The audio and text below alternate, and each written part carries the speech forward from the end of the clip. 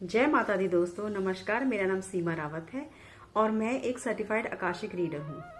Last time मैंने आपके साथ अपना एक एक्सपीरियंस शेयर किया था, तो वो क्लाइंट मेरे पास दोबारा आए थे अपने क्वेश्चंस के साथ। तो उन्होंने मुझे कॉल किया था कि मेरे 2 क्वेश्चंस और हैं, तो प्लीज़ आप देख सकते हैं क्या। तो मैंने फिर उन्होंने मुझे कॉल किया, वीडियो कॉल। फिर मैंने उनकी परमिशन ली और उनके रिकॉर्ड्स ओपन करे। उनका पहला क्वेश्चन ये था कि क्या कभी उनके ऊपर काला जादू हुआ है, वशीकरण हुआ है।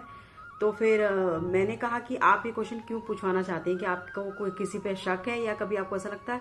तो उन्होंने मुझे कहा था कि कुछ टाइम पहले उनके साथ बहुत ही बुरा हुआ था। मीन्स कि उनको काफ़ी कुछ फेस करना पड़ा था। बहुत ज़्यादा दुखी थे वो, फ्रस्ट्रेटेड थे और एक तरह से होता है ना कि डिप्रेशन में चले जाता है बंदा, उस टाइप में थे। तो वो पूछना चाह रहे थे क्योंकि शायद उनको डाउट हो इस चीज़ पे ना, कि क्या पता कभी किसी ने कुछ करा ना हो।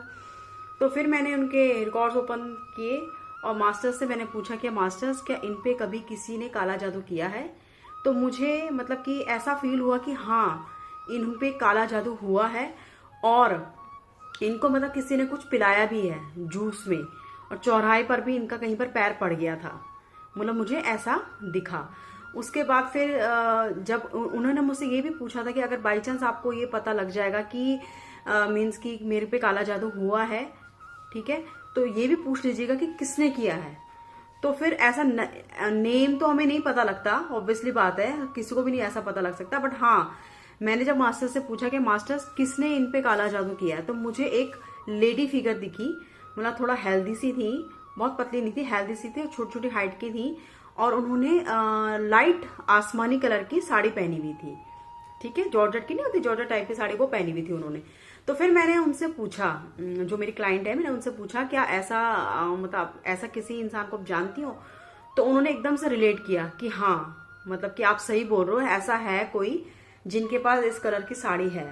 अब मैं यहाँ पर नाम तो नहीं ले सकती ना उनका, तो बट उन्होंने मुझे क्लैरिफाई कर दिया था कि आप सही बोल रहे हो, ऐसा है मेरे आसपास, ऐसा बंदा है कोई। तो फिर जब मैंने उनसे यही पूछा कि आपको अब क्यों ऐसा लग रहा है, मीन्स कि आपको अब कुछ फील होता है। तो उन्होंने कहा नहीं, अब तो मुझे ऐसा कोई फील नहीं होता। तो फिर मुझे ना रिकॉर्ड्स में उनका ये भी दिखा था कि उनके आसपास ग्लास की एक प्रोटेक्टेड शीट जो होती है ना, वो भी है। मीन्स कि वो प्रोटेक्टेड है, बट वो कभी भी टूट सकता है। मीन्स कि उनको ना अपना ऑरा और भी मजबूत करने की जरूरत है। फिर मैंने उनको ये बोला कि अगर आप पूजा पाठ करते हैं तो उसे बढ़ा दीजिए, क्योंकि उससे क्या होगा कि आपका जो ऑरा है वो प्रोटेक्टिव रहेगा। तो उन्होंने कहा हाँ ठीक है, मैं आगे से ऐसा करूंगी। क्योंकि उन मास्टर्स ये है ना कि हमको ये भी दिखा देते हैं कि उस बंदे को किस चीज की जरूरत है, क्या उसे करना चाहिए। तो उनका ग्लास का प्रोटेक्टिव वो था उनके ऊपर, बट ये था कि ऐसा फील हो रहा था मुझे वो कभी भी टूट सकता है। मीन्स कि कभी भी उनके ऊपर कुछ फिर गलत हो सकता है। तो इसीलिए मैंने उनको ये बोला कि आप ऐसा कीजिए, पूजा पाठ बढ़ाइए, अपने घर का ऑरा क्लीन कीजिए, अपना ऑरा क्लीन कीजिए, जिससे कि क्या होगा कि फिर आपको कोई भी जल्दी से नुकसान नहीं पहुंचा सकता, कोई आपको हानि नहीं पहुंचा पाएगा, है ना। तो उनका ये सवाल था। उसके बाद फिर उन्होंने मेरे से दूसरा क्वेश्चन ये पूछा कि जो मेरे फादर हैं, मीन कि जो उनके ससुर जी हैं, वो ना हॉस्पिटल में एडमिट हैं, और कि वो बहुत ज्यादा टेंस में लग रही थी मुझे। उन्होंने कहा कि प्लीज आप मुझे देख के बता दो कि अब कब तक ठीक हो। कब तक तो खैर वो पर्टिकुलर नहीं पूछते, लेकिन हाँ उन्होंने कहा कि क्या वो ठीक हो जाएंगे, घर आ जाएंगे, ऐसा उन्होंने मुझसे पूछा। तो मेरे उनके रिकॉर्ड्स ओपन थे ही। तो फिर मैंने आइज क्लोज करके मास्टर्स से पूछा कि मास्टर्स, क्या इनके जो ससुर जी हैं वो कि ठीक हो जाएंगे, घर आ जाएंगे। तो फिर जब मैंने आइज क्लोज करी तो मैंने देखा कि वो अपनी बेटी के साथ बहुत खुश है। जैसे बेटी को गोदी में उठाया हुआ और उसके साथ झूम रही है, उसके साथ घूम रही है और बहुत ही ज्यादा खुश हैं।